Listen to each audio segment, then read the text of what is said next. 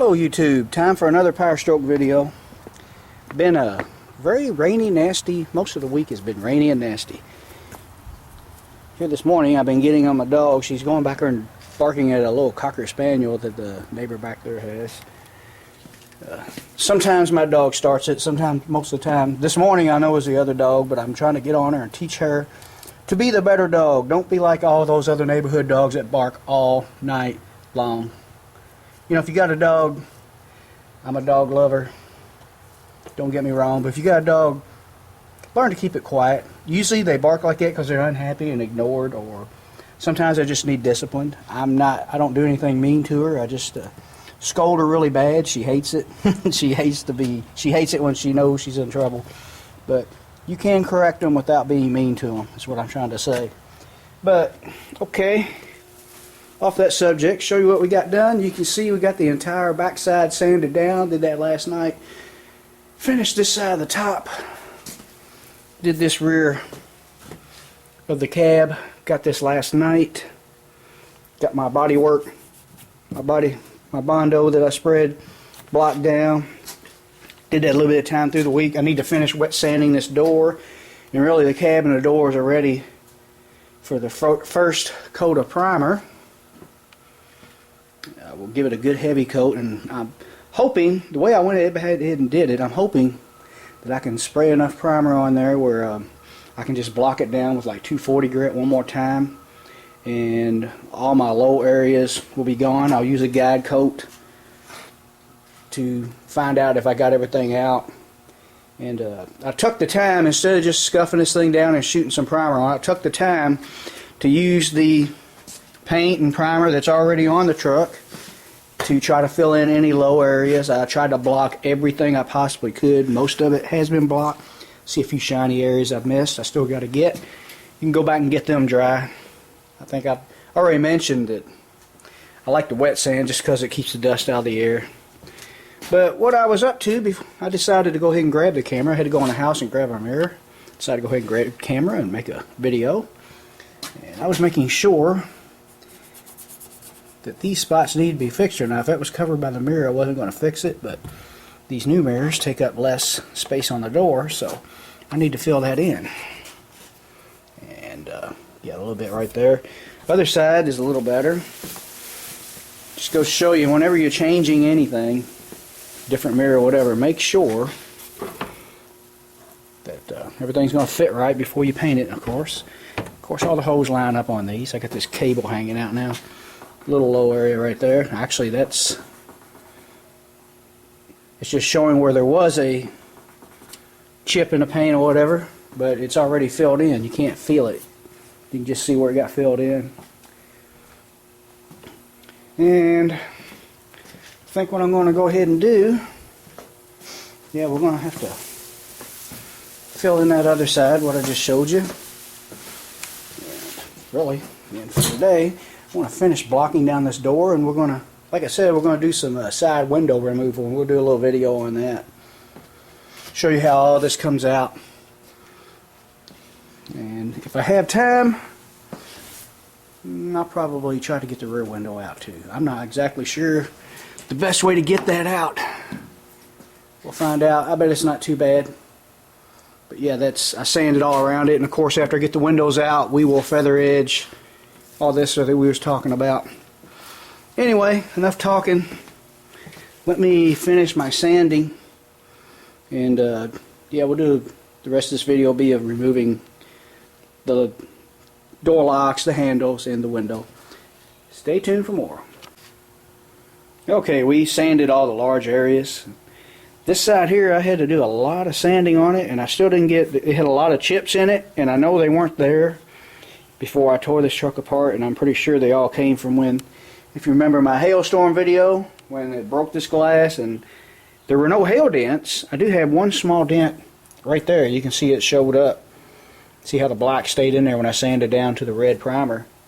But I had one dent there I think was already there. But all these chips, I got most of them out. There's still a few deep ones. I didn't want to go that deep because I started breaking through the metal. And you can use your old paint to get a lot of stuff out if you block it down really well. But once you start hitting high spots in your metal, it's time to stop, and you can need to build more on top of it if you're not going to strip it, which I'm not. I noticed this door, the body, there's a little bit right there, but I think this truck's been wrecked because it looks like somebody used a yellow primer. First I thought maybe the door used to be yellow, but yeah, this is the only door that's got it. And there's a little bit right there, so I'd say his truck's been wrecked. Unless that's body filler, and I don't think it's body filler because when I wet sanded, I wasn't getting, it just wasn't sanding like body filler would, so I think it's yellow primer. But what I was wanting to show in this video, I wanted to show something useful for everybody to see instead of just me talking about what I've done. We're going to show you how to get this window, this whole assembly out. I've already done the other side. Hopefully I will remember exactly how I did it so I can make a halfway decent video and everything will go right the first time. But first I'll go over what all holds it in. You got a 11mm bolt. I think that's what it is. Let's see, let me check my socket here. I got it in my other hand. Yes, it's 11mm. You got to remove that bolt. And I don't know if you can see, shine this light in here. You can see there's a bracket right there. I just hit it with my flashlight, and it holds this whole rail that goes all the way down in there. It holds your window felt. You can see that down in there. That holds this in, which is a brace that goes to the door, and you got 3 Phillips head screws that are under this weather stripping. So if you're doing something else, you want to take all that out, you don't really have to remove this weather stripping, but I'm going to because I'm going to be sanding my door jambs down and painting that and getting new weather stripping. The other side, the weather stripping, I end up tearing off. So, okay, let me mount the camera on a tripod and we'll see how this goes. Okay, first thing I want to do is get this weather stripping off here. You just take your putty knife with a decently sharp edge. It's glued on, so you just kind of take that knife and get under it.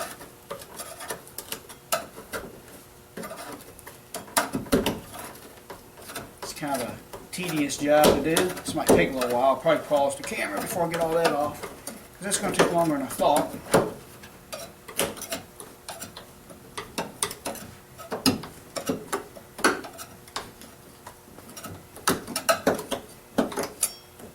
Hang on a minute, let me pause the camera. Alright, found out this, just my old pocket knife works a lot better on this type of weather stripping. Now if you're really careful and keep against the metal, you can get this off without damaging it. If I do damage it, I don't care because I'm going to order a new piece anyway. This is held on by glue. It's kind of hard to get off without damaging it.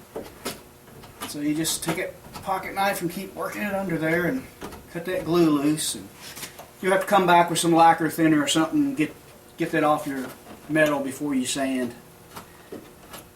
At least that's the way I'm going to do it. Okay, it's going to take a little time. So, again, I will pause the camera.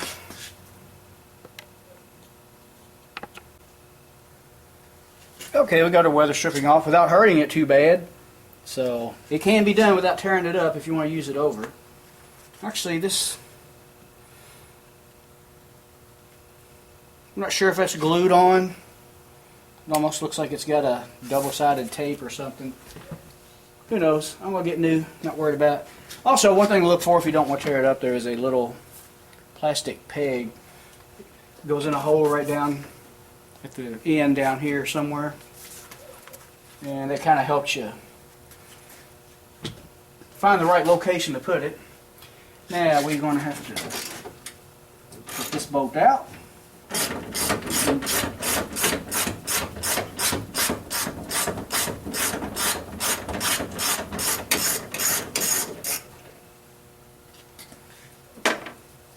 And we got our 3 screws.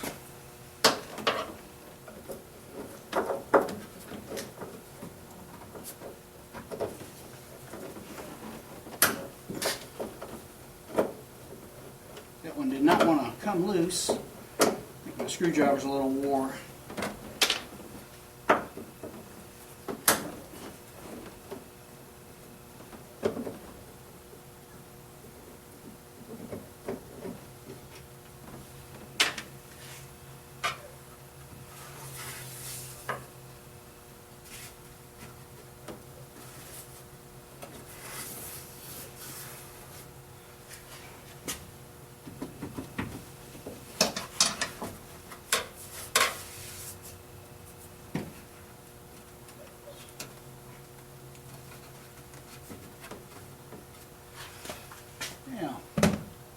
That was 3. Yeah, I took 3 of them out. Okay, now what we need to do, we can go ahead and if I remember right, we ended up pulling this. This pulls right out. Go ahead and roll that window down. Get as much of that out as you can. Okay, now we also want to go ahead and get our felt out of the way.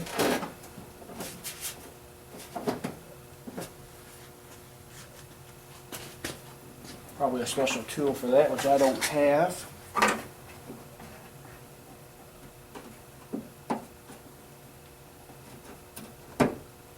Yeah, we're going to replace this too. I need to get behind it instead of trying to cut it in half. And there are some tabs. There's a little trick to this. I forgot. I figured it out last time. I kind of forgot. How we're about doing it.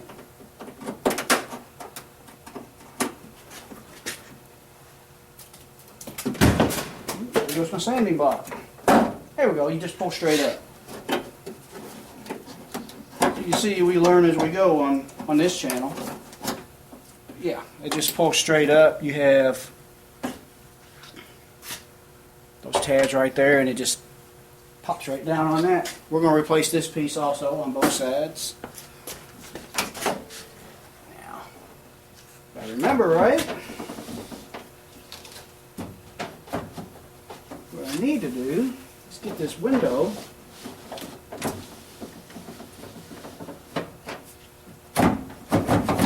you got to kind of take everything loose so that you can get your window. There we go. That just comes out like that. And you got to kind of manipulate it out. Things are going to hit. Trying to do it without scratching my glass. There we go. And you just get that weather stripping out of there like that. And all that's out of there. You can replace that too if you want. I may or may not replace that. I don't know. It's in pretty decent shape. May just clean it up. I mostly want it off so I can, like I said before, sand around those edges and paint underneath of it. Now to get the glass out, see this window's in here pretty loose now. Don't know if you can see it. Let me move the camera here. Sorry about my face being in the camera, but that's, I don't spend very much time at all. If I do edit my videos at all, I don't spend a lot of time doing that, so I just try to edit as I make the videos. Okay, yeah, I think you can see that right there. Got a little plastic roller that goes in and out, and as that window goes up and down, that kind of goes back and forth. But now that we got this window flopping loose in here, we can slide it off and it just pops right out. And that's it. Actually, it's once you figure out how to do it, it can go pretty fast. And then your weather stripping goes in a rail, which you can leave in the door. You don't really have to take it out. Like that. That's pretty easy to replace. There's no gluing. You just put it in. And there's another piece of weather stripping. If you want to remove it, let me unfocus the camera. This piece right here, that's easy to take out. It's not glued. You just pull it up and it's all one piece all the way around. Pretty easy, really. We're going to leave that in for now. I may not replace that. It's in pretty good shape. And that's something, you know, that's something I can wait till after I paint the truck. If I clean it up and just decide I want it to look a little better, maybe I don't think it looks as good as new, you could always replace that after you paint it, because like I said, you know, you got a ledge like this all the way around, and that will be painted, and you will not hurt your paint by taking it off. Alright, we'll just leave it like that for now. Now we're going to figure out how to get this back window out. Let me take a look at it. I'm not exactly sure how I'm going to go about doing that. Okay, YouTube, before I take the back window out, I'll show you something, how to get this door handle out, because I did say that I was going to do that. Don't know how well this is going to look. It's hard to hold this camera inside the door. But you got your front bolt, which is towards the front of the truck for your door handle. There's your other bolt. Right there, as you can see, it is an actual headed bolt that screws into the screw. It goes through a hole in the door and screws into the actual handle, which is threaded. And you have a stud on the front and a nut on it. And there's a white plastic clip that goes to the rod that the door handle pushes down and unlocks or unlatches your latching mechanism in your door jamb. Also, we're going to remove the actual key latch or key lock or whatever you want to call it. That's it right there. And that's pretty easy. See a metal clip? You just push that metal clip off. It's kind of like a brake line clip to hold your brake line to the frame or something like that. Okay. I'm probably not going to show taking it off on video because it's just too awkward to keep the camera up in here and do that. But I'll show you what it looks like when I take it all apart. Alright, before I get this out of here, I'm going to show you one quick little tip. I'm going to go ahead and remove this bolt right here. As you can see, that is attached to,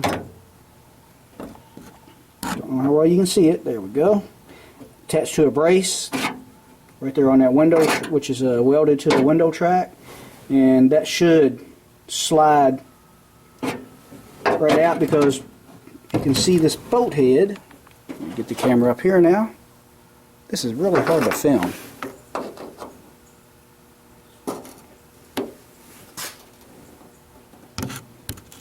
Okay, if you can see the, well, no, that's no good.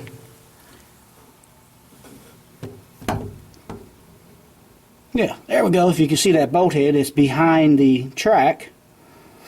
And I just want to remove it, get it out of the way. Just a little tip, make it a little easier on you. Okay, we got our door handle out, and that's gives you a better view of it. Now it's out of there. Maybe a little better understanding how that goes. Looks like I remember I dropped one of these. These are just the plastic gaskets between the door and the handle. And it gives you a little better look at that clip. That L-shaped rod that I was showing you just pops in there. You just force it in. If you want to remove it, just take a screwdriver and you pull this little plastic tab. Yeah, that's hard to hold there one-handed. Pull this plastic tab out, maybe with a screwdriver or something, then you pull that L-shaped rod straight out. And the door lock is kind of easy if I can find my screwdriver. Here it is. Actually, that clip that holds it in, you can get to it out here, and you just pop it loose. Of course, if you had a good paint job, you would be more careful than I'm being, but since I'm going to paint it anyway, there you go, then that just pops right out. And there's also a rod. You can see it. That goes on it like that. It's just a... I doubt I could do this while I'm holding the camera. But, yeah, you just got to kind of stick something in between like a screwdriver, kind of twist it to open that up. And this rod is shaped like this. It goes down into that and over and on down into there. And yeah, you just stick something in there and pull that rod out. Let me do that. Like I said, I can't do that while I'm holding the camera. And that'll be all that. Okay, we got our door lock out too.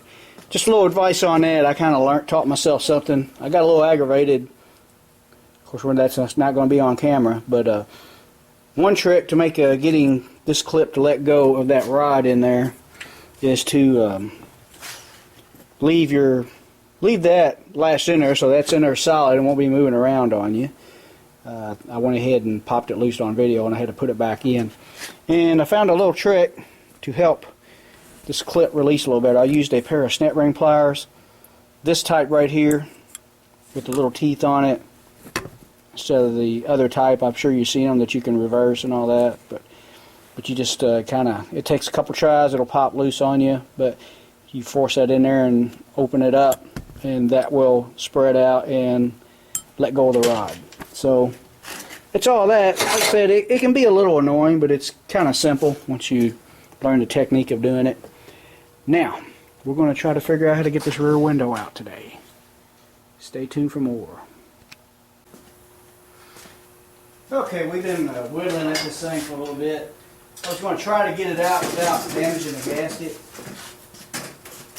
Actually seen a guy on YouTube do it, but he didn't have a sliding glass window. He was removing the original one to put a sliding glass window in. Not sure if it makes a difference or not, but I could not get mine. Well, he did. He had a skinny screwdriver, and he managed to work it in like this. As you can see, I just started cutting my old gasket because I'm going to replace it anyway.